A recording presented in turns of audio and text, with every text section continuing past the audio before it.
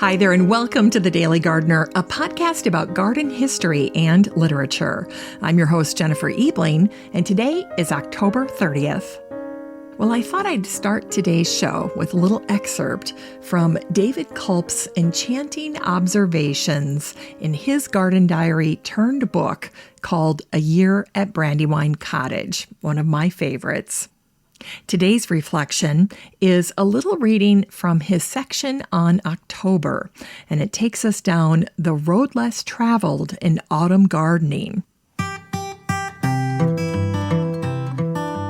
There are alternatives to chrysanthemums for fall display, and toad lilies, Tricertus, are my road less traveled. I gained an appreciation for these fall-flowering plants on trips to Japan. I think they are best used in narrow beds or along pathways where the delicate beauty of their flower stands a chance of catching the eye.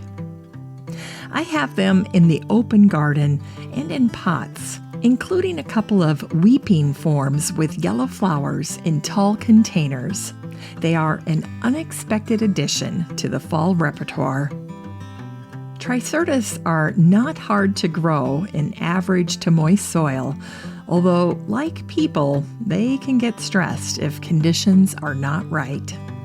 They spread steadily by stolons or underground roots to form colonies.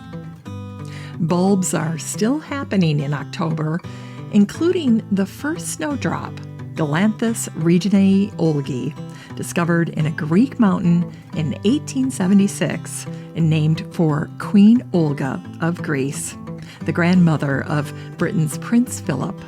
She was not only royal, she is an immortal to galanthophiles.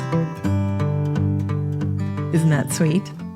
Well, reading this passage had me doing a little bit of research on this fall galanthus, or snowdrop, and I stumbled on an excerpt that was written by Evelyn Richmond in her brand new book that came out in March of this year called A Short History of Flowers, The Stories That Make Our Gardens. A great book, by the way. Anyway, here's a little excerpt from Evelyn's book. The piece is called First or Last to Flower, Queen Olga's Snowdrop. Evelyn writes, "The snowdrop, winter's timid child, awakes to life bedewed with tears." Those are the opening lines of an ode to the snowdrop by the 18th century poet Mary Robinson. Well, there is absolutely nothing timid about the bold autumn flowering Galanthus reginae olgi, which can appear as early as September, but more usually October in some parts of the UK. In its haste to beat the other snowdrops, its flowers emerge before the leaves even begin to show. When the foliage does eventually catch up, it has the distinguishing feature of a conspicuous silvery line down the center of the leaves. To my mind, Galanthus reginae olgi heralds the coming of winter as the year fades. Galanthus reginae olgi was first recorded and described in 1874 by the Greek poet and botanist Theodorus Orphanides, who collected the plant on Mount Taygetus on the Peloponnese region of Greece. Described as a temperamental, eccentric, and highly impatient man, Orphanides engaged in lengthy correspondence with botanists and botanical institutions all over the world, always in the hope of scrounging specimens for his ever-increasing personal herbarium. Conversely, he was not so forthcoming and refused to tell anyone the location of where he found his autumn flowering snowdrop, Queen Olga's snowdrop. Isn't that a great story? Well, whether we're talking about toad lilies or the fall-flowering galanthus, we are definitely in the closing time. It's the last hurrah for most of our ornamental flowers. And when it comes to our edibles, we are left simply with the quiet bounty of our winter vegetables. This is the time when our gardens are whispering about endings and beginnings. What strikes me most about this time of year is this delicate balance that all gardeners are experiencing between letting go of summer's abundance while embracing fall's subtle beauty. Queen Olga's snowdrop reminds us that even in autumn, we can find royal treasures in our gardens if we know where to look. It's time for today's garden history.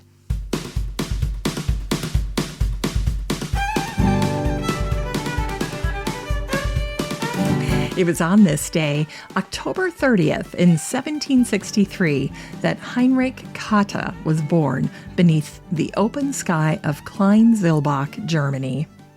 His personal account of his origin story reads like a verse from a woodland poem. Cotta wrote, "I am a child of the forest. No roof covers the spot where I was born. The first song I heard was of the birds of the forest. My first surroundings were trees."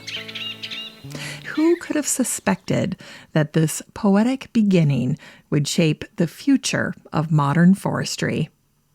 Cotta emphasized the practical application of forestry knowledge, managing vast tracts of state forest to implement his teachings.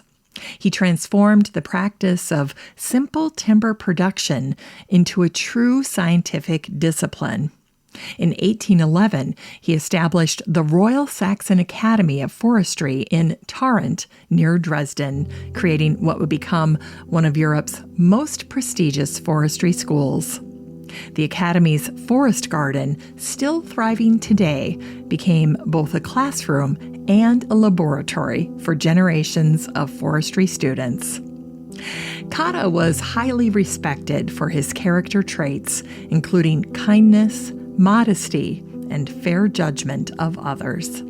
What makes Cotta's story particularly touching is the memorial created in his honor. When Cotta died in 1844, his students and many alumni from the school cleared a square around his favorite spot in the forest. In one section, they also added an outcropping of stones, representing all the different types of rocks found in the area. Then a cast iron plate with this inscription marked the spot. 80 oaks were planted here on Heinrich Cotta's 80th birthday. They are living signs of his teaching and character. Both were magnificent. Incidentally, each student placed a marker by the individual oak that they planted so that they could continue to watch its growth and to check on their particular planting and make sure that it continued to thrive. Today, as we face climate change and deforestation challenges, Cotta's systematic approach to forest management and his emphasis on long-term thinking feel more relevant than ever. Cotta's legacy reminds us that whether we're tending a small garden or managing vast forests, we are all stewards of something greater than ourselves.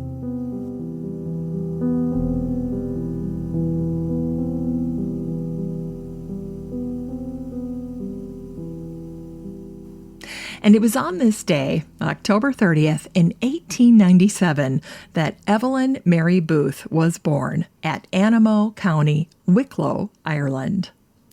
Evelyn's story is a beautiful reminder that it's never too late to find your true calling in the garden. Though Booth began her life as a spirited horsewoman and spent her younger years serving as a Red Cross ambulance driver in France during World War I, it wasn't until her 40s that she discovered her botanical destiny. Called home to care for her ailing mother during World War II, she met Edith Rollins, a passionate member of the Wildflower Society.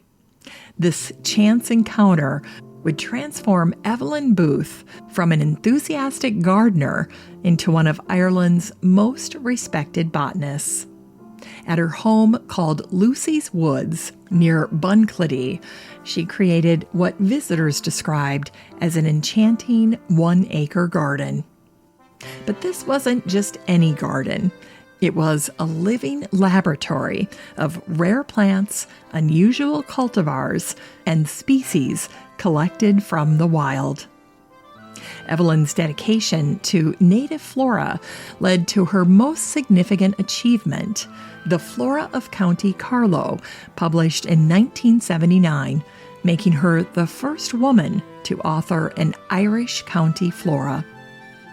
What makes Evelyn Booth's story particularly delightful are the personal touches that she brought to botany. Evelyn would get up early to catch a salmon for visiting botanists, and even in her 80s, she maintained her adventurous spirit, once cheerfully describing how she ripped an arm on barbed wire while collecting seeds for the National Botanic Gardens.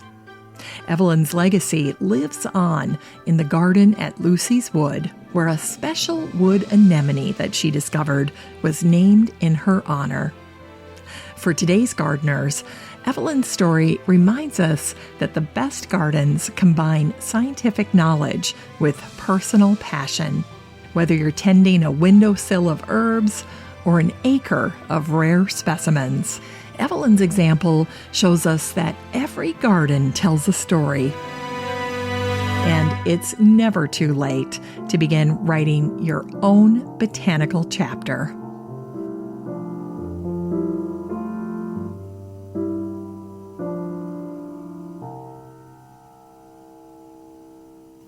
It's time to grow that garden library with today's book, The Cottage Garden by Klaus Dalby. This book came out on September 5th, 2023, and the subtitle is Simply Perfect in its directness. There isn't one. It doesn't need one. It's simply The Cottage Garden. Well, Danish gardening celebrity Klaus Dalby takes us on an enchanting journey through the world's most beloved cottage gardens in this sumptuous celebration of informal gardening. Through over 700 exquisite photographs and intimate storytelling, Dalby reveals why cottage gardens continue to captivate gardeners worldwide. Let me share two particularly moving passages from the book. This first one is where Dalby explains his patient approach to creating the cottage garden. Dalby writes, "I decided to write this book many years ago. It took quite a while to publish it for the simple reason that I had to make up my mind about which gardens to feature, and that took time. A lot of time. Gardens with a real cottage feel aren't found on just any street corner. The search took me far and wide, but England is richly represented, of course." We started with Barnsdale Gardens, perhaps one of the most prominent gardens in the recent cottage garden resurgence.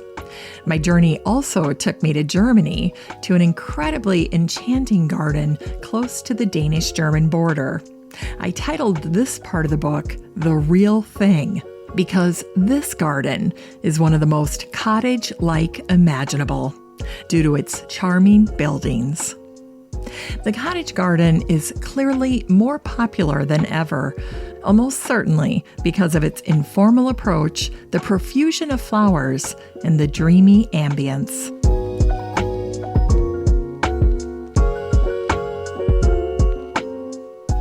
So that gives you a good overview of what Dalby is accomplishing in his take on cottage gardens. And he definitely did his homework, selecting gardens in countries from around the world. I also wanted to give you a glimpse of Dalby's more poetic side. In this excerpt, he captures the essence of why we're drawn to cottage gardens. He writes, "Why are cottage gardens so widely admired and coveted? I'm pretty sure it's because they have a soul. We are drawn to the lush, the informal, the slightly wild.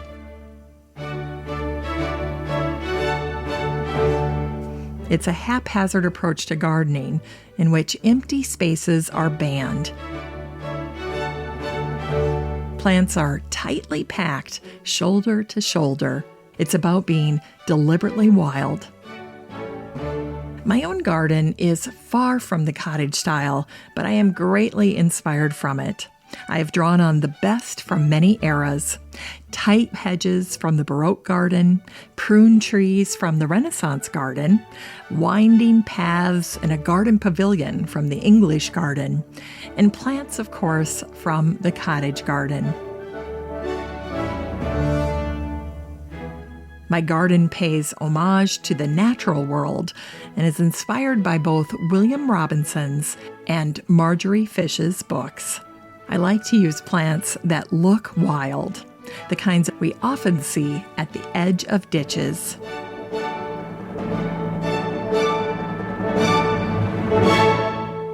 I particularly like cow parsley and wild carrot, the latter of which is poetically named Queen Anne's lace by the English. Dill and fennel, with their lime-colored inflorescences, are also important elements in my beds. Well, that gives you a little taste of Claus Dalby's personal preferences.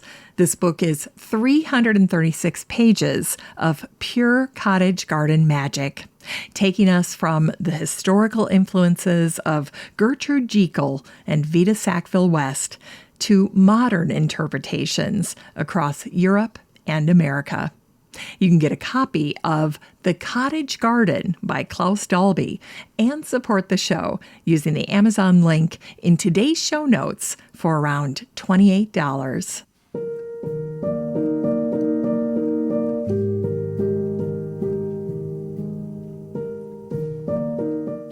All right, we close out today's show by celebrating the birthday of Alfred Sisley, the Impressionist painter who was born on this day in Paris, October 30th in 1839. Though primarily known for his landscapes, I find that Sisley's artistic philosophy offers profound wisdom for gardeners. My favorite quote of Sisley's is, "I always start a painting with the sky." How many gardeners share this same instinct? We too begin with the sky, checking its mood, watching its clouds, and letting its light guide our work. Like Sisley, we understand that everything in our garden exists in relationship with the heavens above. I thought that Sisley's observation about clouds particularly touches a gardener's heart. He wrote, "Is there anything more splendid or thrilling than that effect which is frequently found in summer? I mean the blue sky with beautiful clouds, white and drifting. What movement, what allure they have." Any gardener who has paused, trowel in hand, to watch clouds dance above their flowers knows exactly what Sisley meant. But perhaps his most poignant words for gardeners were these: "Every picture shows a spot with which the artist has fallen in love." Replace the word picture with garden and the word artist with gardener. The quote becomes, "Every garden shows a spot in which the gardener has fallen in love." This is the perfect description of how we cultivate our spaces, with deep, abiding love for every corner, every plant, every moment of beauty. Sisley's artistic philosophy also resonates deeply with a gardener's spirit. He said, "I like all those painters who loved and had a strong feeling for nature." Don't we too seek out fellow gardeners who share our passion for the natural world? Cicely's devotion to painting outdoors mirrors our own need to be outside, hands in soil, faces turned toward the sky. When Cicely wrote, "The animation of the canvas is one of the hardest problems of painting," he could have been describing the challenges every gardener faces, how to bring life, movement, and soul to our planted spaces. Like Cicely, we gardeners agree that nature itself is our greatest teacher. As you work in your garden this week, remember Cicely's words about loving nature and feeling it strongly. Start with the October sky, then fall in love with your space and let nature guide your hands. In the end, whether we're wielding a brush or a trowel, we're all artists painting with nature's palette.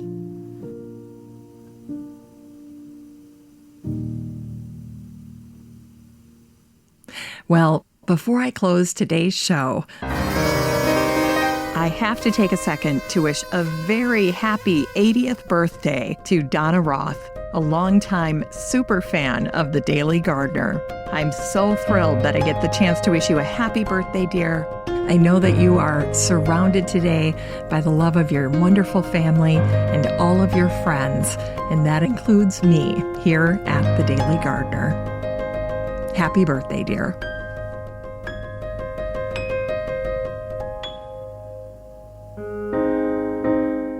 Well, today's show painted a rich tapestry of garden wisdom, from David Culp's intimate observation of toad lilies during the autumn transition at Brandywine Cottage to the founding of modern forestry by Heinrich Cotta, born beneath the oaks. And let's not forget Evelyn Booth's enchanting Irish garden, Lucy's Woods. What strikes me is how each of these gardeners understood the profound connection between observation and creation. David Culp showed us how to look beyond traditional fall favorites to find beauty in unexpected places. Heinrich Cotta taught us that every forest tells a story that spans generations. Just think of those 80 oaks still standing around his final resting place.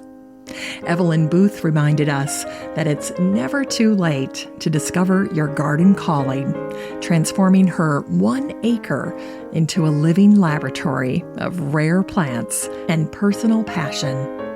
Klaus Dalby's beautiful new book, The Cottage Garden, reminds us that it's okay to be a little wild in the garden. And then there's Alfred Sisley, who always started with the sky, just as we gardeners do, watching the clouds, reading the light, understanding that everything we grow exists in relationship with the heavens above. As October draws to a close, let's look beyond the expected, plant for future generations, follow our botanical passions wherever they may lead, and always remember to start with the sky. After all, every garden is a canvas where we paint our dreams with living colors. Thanks for listening to The Daily Gardener. And remember, for a happy, healthy life, garden every day.